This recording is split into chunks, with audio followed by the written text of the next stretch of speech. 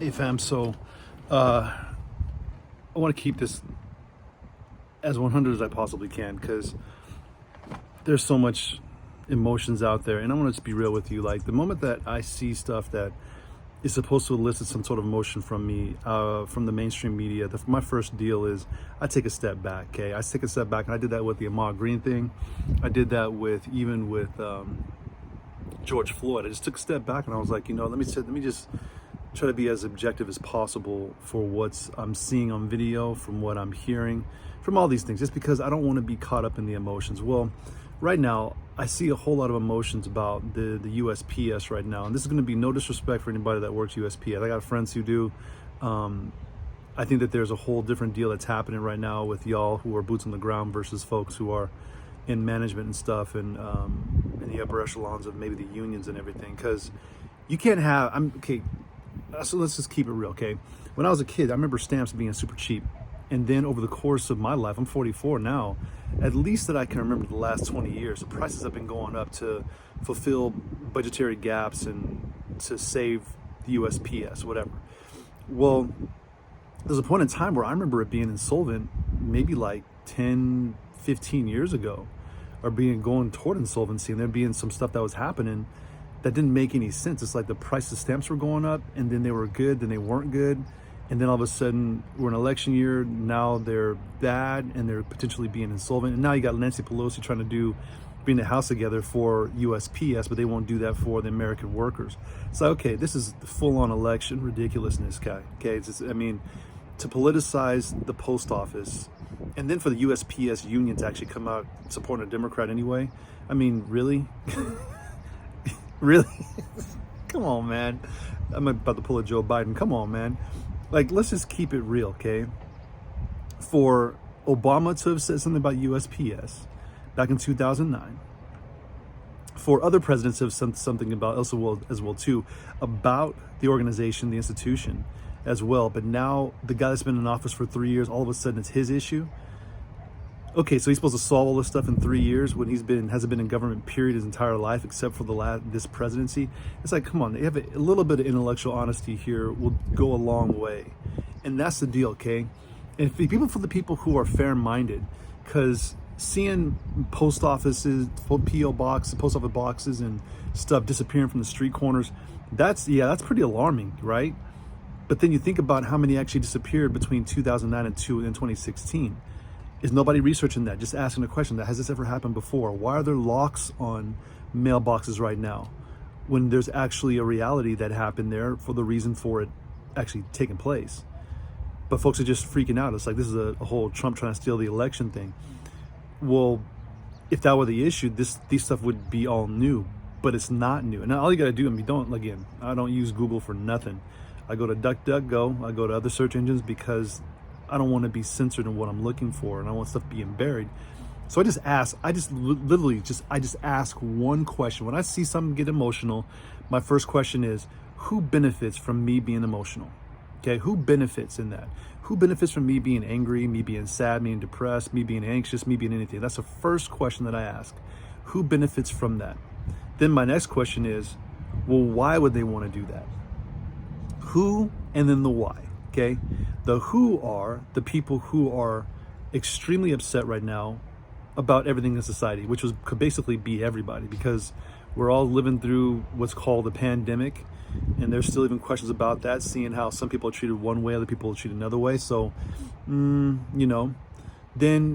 the why, okay? Everything seems to be coming down to 2020 being an election year, and this is the way I look at everything now. If it's USPS and the individuals in their union are now supporting the Democrat Party, that tells me something.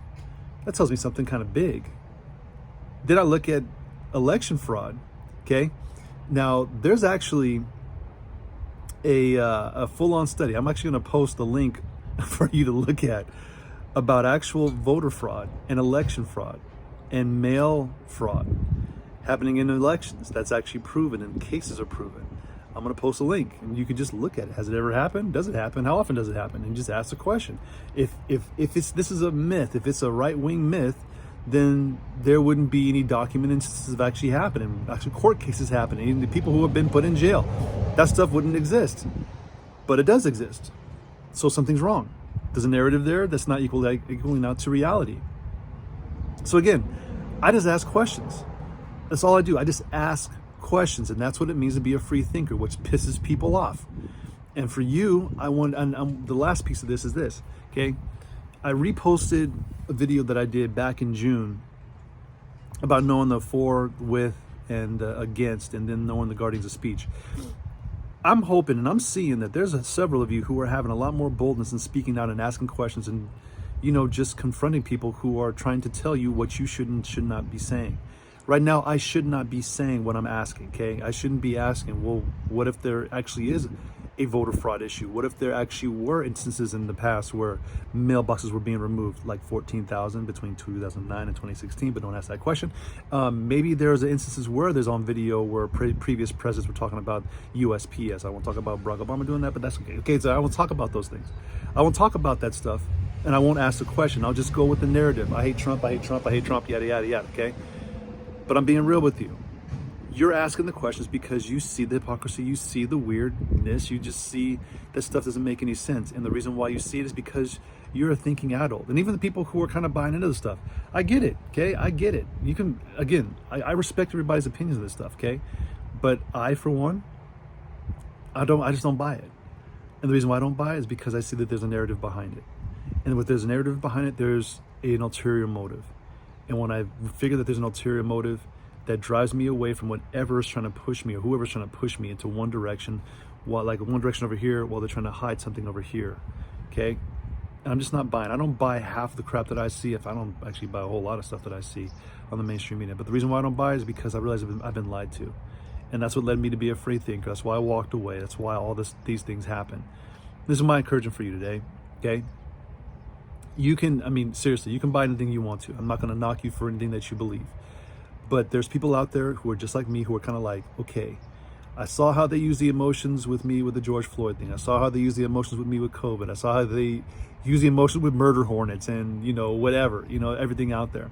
Now we're getting closer. Now I see this mailboxes thing. And nobody's right now talking about Keith Ellison. Nobody's talking about Keith Ellison right now. And you're going to start figuring out why the charges on those officers in the George Floyd case, they were upped. That's for a purpose. It's for a reason. You're going to find that out later on, okay? Trying to prove a murder case is actually extremely hard, which is why he did that, to basically put in the back pocket riots and unrest later on, right near to the election. So anyway, I'm saying this to you right now. If you are feeling like you're alone, thinking to yourself like something doesn't make sense, you're not alone. If you're thinking to yourself, you know what? I don't know if what I'm being told really is true. You're not alone. If you're saying to yourself, am I being lied to?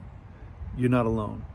And if you're saying to yourself, I don't believe the narrative, you're not alone. The reason being, there's millions of people on that couch, millions of the couch, who are looking right now at our world, at our nation, and seeing people trying to divide it.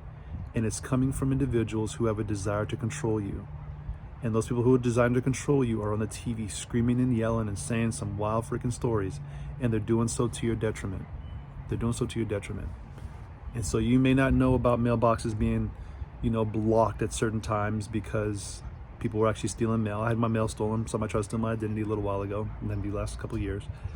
It actually happens. So while you're asking the question, remember, you're asking the question for a reason. Because that reason is you see something that doesn't make any sense. And you're getting pissed off about being lied to. You're not alone. All right, have a great day. Take care.